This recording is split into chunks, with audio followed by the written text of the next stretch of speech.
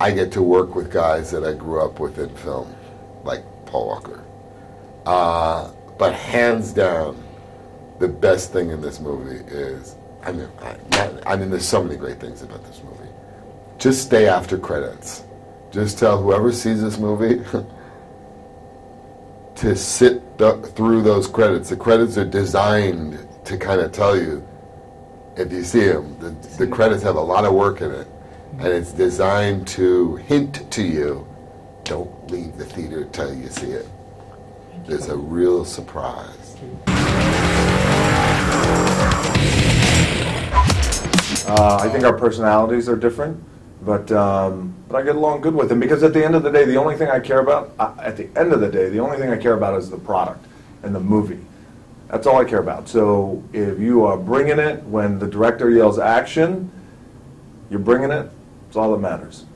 All that other bullshit I don't care about. So so we get along well. When it's time to shoot, we get along well, because at the end of the day, Vin cares about the movie. And the movie's important to him, and this movie is very, very important to him. This is his baby. It's been with him for a decade. So I can appreciate that in Vin. Action!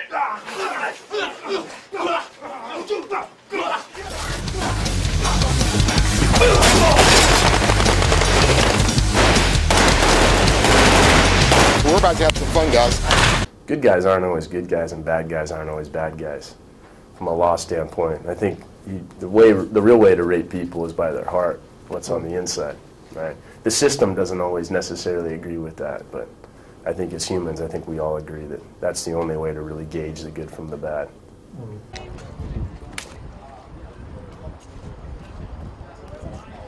Yeah.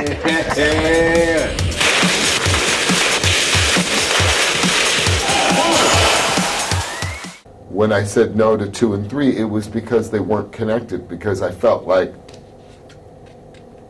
I wasn't interested in doing a film that felt like it was just using the brand. That felt too easy, just to say Fast and Furious somewhere else, Fast and Furious somewhere else, and not using the same characters and not growing with the characters that we have grown to love in this franchise.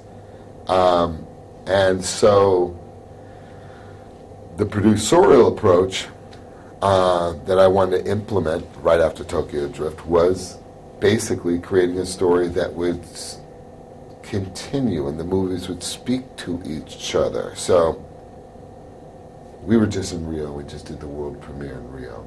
And so often they would say, why did you pick Rio? Why did you pick Rio? In the last movie, Fast 4, there's a scene with Dom and Letty on the beach. And I love being able to explore comedy. I love making comedies, and I love making family movies too, and I love making action movies too that are very intense.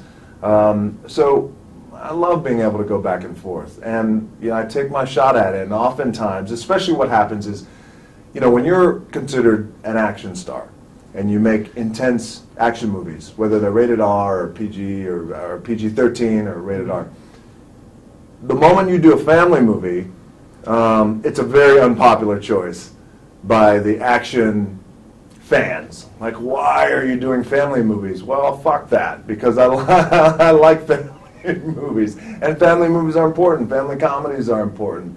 When you make a good family movie, it's a movie that the entire family can see, and that's important. That's important to me. So anyway, I love going back and forth, and I'll always go back and forth.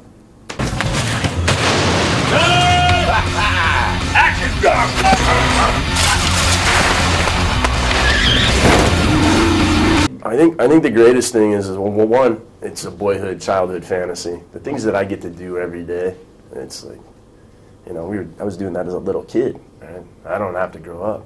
I show up for work. I'm getting paid to be a little kid. I get to make believe. I get to create a world. And I get to do things that I wouldn't be able to do in the real world. I get to fulfill certain fantasies. So, there's that element, and then there's also the fact that, I've been a part of something that's been going on for 10 years. We have a fan base it's huge. I mean, it's all across the world.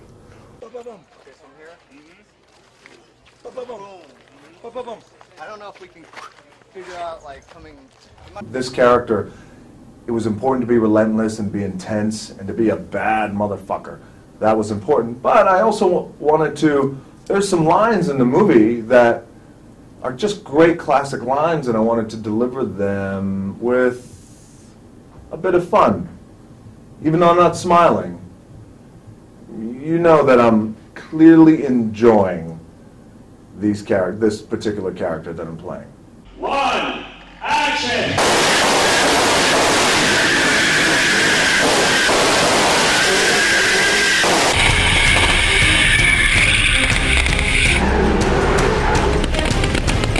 We could continue the movie. You know, I mean, we can go, when people come out of this movie, they're already wanting to see 6. In America, there's more people saying, I want to see 6.